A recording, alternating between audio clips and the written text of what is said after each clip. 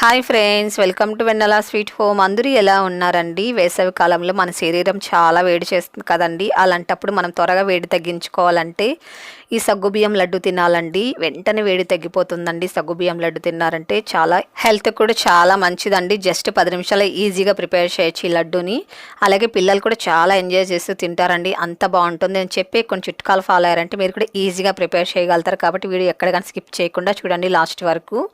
సగ్గుబియ్యం మనం నానబెట్టి ఉంచుకోవాలండి. నైట్ పూట నానబెట్టి ఉంచుకొని శుభ్రంగా కడిగేసుకొని వాటర్ పోసుకొని మూత పెట్టేసి ఓవర్ నైట్ నానబెట్టి ఉంచుకోవాలండి.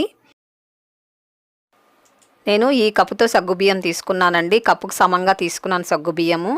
అలాగే నేను లైలాన్ సగ్గుబియ్యం తీసుకున్నానండి. లైలాన్ సగ్గుబియ్యం ఉంటుంది కదా, ఇలా సన్నగా ఉండే తీసుకున్నాను. మీరు కావాలంటే మీడియం సైజు కూడా తీసుకోవచ్చండి. అలాగే ఇది పిండి సగ్గుబియ్యం ఉంటుంది కదండి, తెల్లగా ఉంటుంది కదా పిండిలాగా, మీరు ఇవి కూడా తీసుకోవచ్చండి. ఇది మీడియం సైజు, దీంట్లో కూడా చిన్న సైజు కూడా ఉంటుందండి. ఇవి అయితే మీరు 4 గంటల సేపు నానబెట్టి ఉంచితే చాలండి.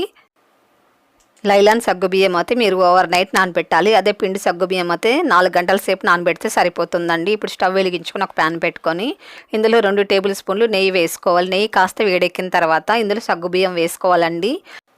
సగ్గుబియ్యంలో నీళ్ళంతా వంపేసుకోవాలండి. కొన్నిగా వాటర్ ఉండేటట్లు చూసుకోండి సగ్గుబియ్యంలో, అవి వేసుకుంటే సరిపోతుందండి. ఇప్పుడు సిమ్లోనే ఉంచుకొని మనం ఈ ప్రాసెస్ అంతా చేసుకోవాలి.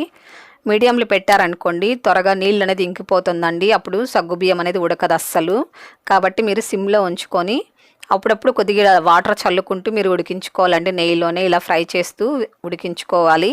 అప్పుడప్పుడు కొద్దిగా నీళ్ళు చల్లుతూ ఉండాలండి. ఇలా నీళ్ళు చల్లుకుంటూ మీరు ఫ్రై చేసుకోవాలి నెయ్యిలోనే.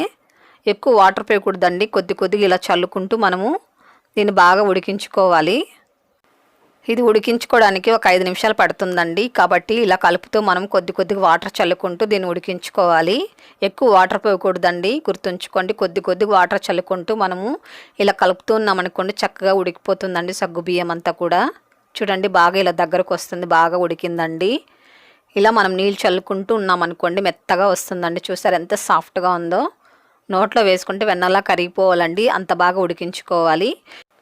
ఈ లడ్డు మనము బెల్లంతో చేస్తున్నాం కాబట్టి బాగా ఉడికించుకోవాలండి. ఎందుకంటే బెల్లం వేసిన తర్వాత గట్టిగా అయిపోతుందండి సగ్గుబియ్యం. కాబట్టి బాగా మెత్తగా ఉడికించుకున్న తర్వాతనే మీరు బెల్లం అనేది వేసుకోవాలి. మనం ఏ కప్పుతో సగ్గుబియ్యం తీసుకుంటామో ఆ కప్పుతోనే ఫుల్గా మనము బెల్లం తీసుకోవాలండి. ఇదంతా బాగా ఇలా కలుపుకోవాలి. మీకు ఒకవేళ బెల్లం ఇష్టం లేకపోతే చక్కెర కూడా వేసుకోవచ్చు. కానీ బెల్లం వేసారనుకోండి టేస్ట్ చాలా బాగుంటుందండి, మంచి రుచికరంగా ఉంటుంది. అలాగే పిల్లలకు కూడా హెల్త్కి మంచిదండి. పిల్లలకి కాల్షియం తక్కువ అయితే కూడా ఇలా బెల్లంతో చేసి ఇవ్వండి, మంచి కాల్షియం దొరుకుతుంది పిల్లలకి. ఇదంతా బాగా దగ్గరకు వచ్చేంతవరకు సిమ్లోనే ఉంచుకొని ఇదంతా కలుపుకోవాలి. ఒక 1/2 టేబుల్ స్పూన్ ఇలాచీ పొడి వేసుకోవాలండి. ఇలాచీ పొడి ఎక్కువ వేసుకుంటే చాలా మంచి ఫ్లేవర్ ఉంటుంది, టేస్ట్ కూడా చాలా బాగుంటుందండి. అలాగే పుచ్చగింజలన్నా దోస గింజలన్నా మీకు ఏది నచ్చితే అది తీసుకోవచ్చు.